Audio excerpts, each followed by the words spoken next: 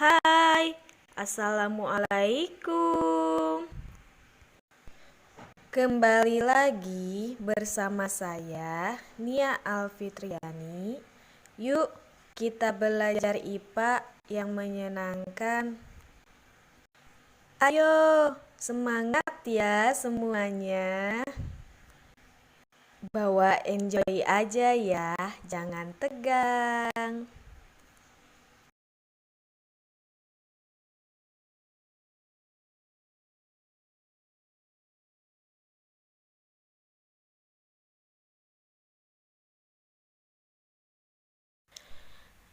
Baik anak-anak, kita langsung saja pada materi sistem gerak pada manusia.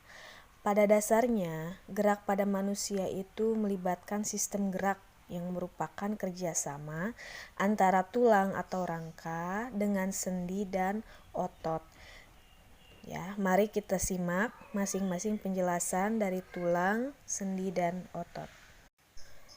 Tubuh manusia dibangun oleh banyak tulang yang bergabung menjadi satu kesatuan yang disebut sebagai rangka. Nah, pada tubuh manusia dewasa terdapat sekitar 206 tulang yang berbeda-beda. Jumlah ini lebih sedikit dibandingkan jumlah tulang ketika masih bayi.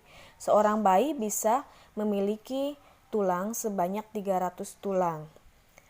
Fungsi rangka pada tubuh manusia ini yang pertama menyangga dan memberikan bentuk tubuh. Yang kedua, melindungi organ-organ dalam tubuh yang vital dari risiko luka atau rusak. Contohnya, tulang tengkorak yang melindungi otak kita. Yang ketiga, tempat menempelnya otot yang membantu proses gerak. Tempat pembentukan sel darah yaitu pada sumsum tulang pipa dan tulang rusuk.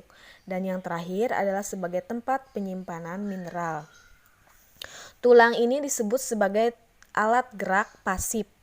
Nah, tulang ini dapat dikelompokkan berdasarkan bentuk, jaringan penyusun, dan letaknya. Tulang berdasarkan bentuknya itu ada 4. Yang pertama tulang pipa atau panjang, bentuknya seperti tabung dan memanjang. Contohnya adalah pada tulang paha, tulang betis, dan tulang lengan atas. Kemudian ada tulang pipih yang bentuknya tipis, gepeng, dan memipih. Contohnya ini pada tulang tengkorak dan tulang dada. Kemudian ada tulang pendek yang bentuknya berbentuk bulat atau kubus dan juga berukuran pendek. Contohnya pada tulang telapak tangan dan tulang telapak kaki. Yang terakhir, tulang tidak beraturan.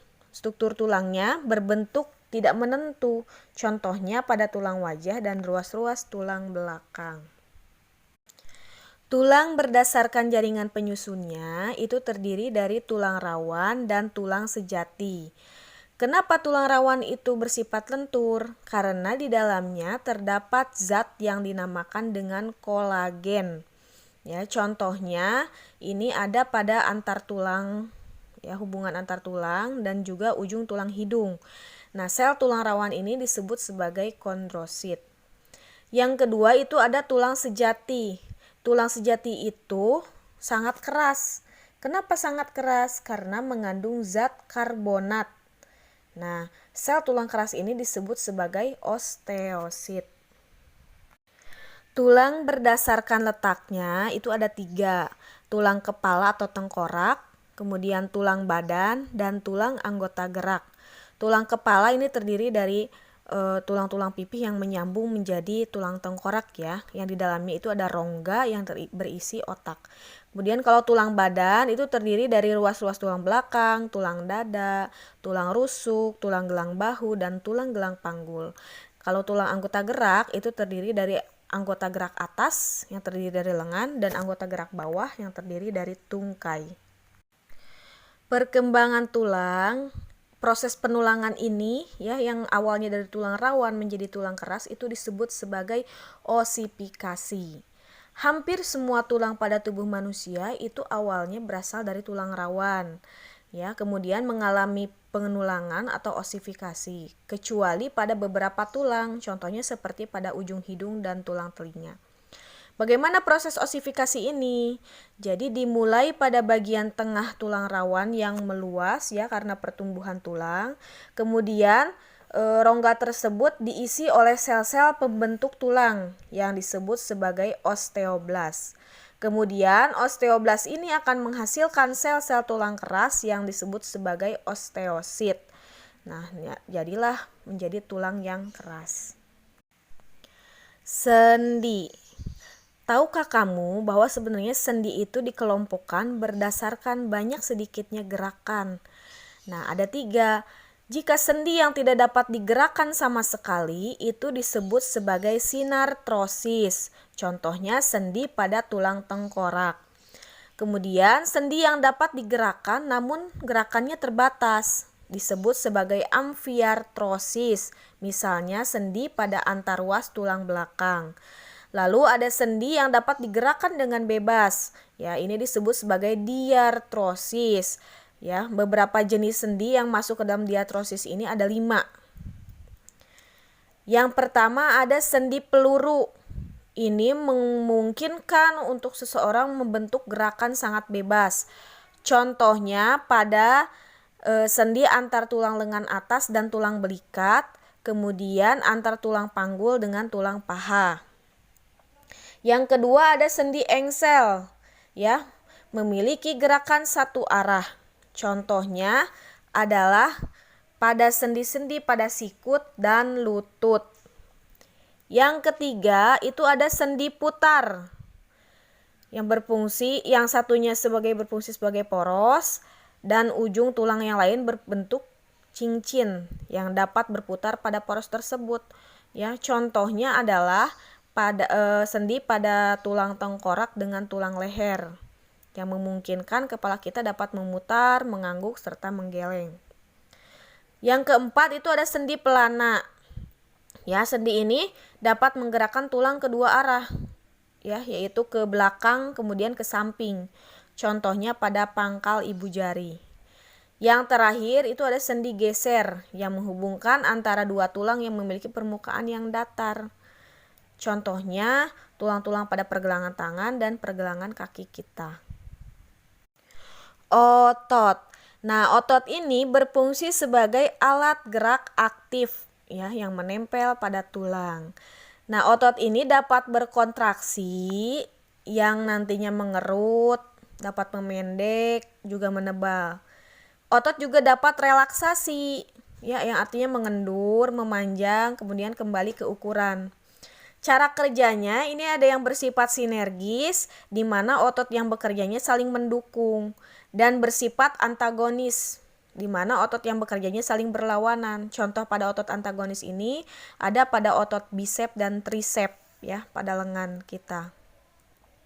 Nah, 3 jenis jaringan otot itu ada otot lurik, ada otot polos, ada otot jantung. Lihat ke sini perbedaannya pada tabel. Ya, letaknya kalau otot lurik itu melekat pada tulang. Otot polos itu ada di dalam organ-organ dalam tubuh kecuali jantung ya, seperti usus, kemudian lambung ya, pembuluh darah.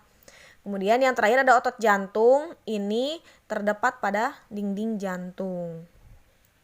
Bagaimana bentuk selnya? Kalau otot lurik bentuk selnya itu memanjang, ada banyak inti di tepinya. Kalau otot polos itu ujungnya meruncing, intinya hanya satu ada di tengah. Sedangkan otot jantung bentuknya bulat seperti gelondong ya, dengan ujung-ujungnya yang bercabang, ada intinya terletak di tengah. Kontrol sarafnya, kalau otot lurik ini termasuk ke dalam otot sadar karena dia digerakkan berdasarkan kesadaran kita. Sedangkan otot polos dan otot jantung termasuk ke dalam otot tidak sadar karena dia berkontraksi atau bekerja sesuai tidak kesadaran kita. Reaksinya untuk otot lurik ini cepat dan untuk otot polos dan otot jantung ini lambat ya. Kemudian sifat kerjanya otot lurik ini cepat lelah. Ya, kalau otot polos dan otot jantung tidak cepat lelah karena dia bekerja secara terus-menerus. Beberapa contoh gangguan pada sistem gerak, ini yang pertama ada rickettsia. Rickettsia ini adalah gangguan pada tulang atau pada sistem gerak ya, di mana dia itu kekurangan vitamin D ya. Jadinya tulangnya itu menjadi bengkok. Kemudian ada ada osteoporosis di mana mengalami pengeroposan tulang ya. Jadi kekurangan kalsium. Seperti itu. Kemudian ada artritis, ini merupakan penyakit sendi ya. Jadi sendinya menjadi sakit dan bengkok. Contohnya rematik. Rematik itu adalah salah satu bentuk dari artritis. Ada juga fraktura atau patah tulang. Ini biasanya diakibatkan karena benturan yang sangat keras ya, atau karena terjadi kecelakaan sehingga tulangnya menjadi patah. Lalu ada kifosis, lordosis, dan skoliosis. Ini diakibatkan karena posisi tubuh yang dibiarkan salah duduk. Misalkan posisi duduknya yang terlalu menunduk atau terlalu miring ke kiri atau ke kanan, sehingga kebiasaan-kebiasaan ini dapat membentuk tulang gitu ya, menjadi bengkok tulang belakangnya.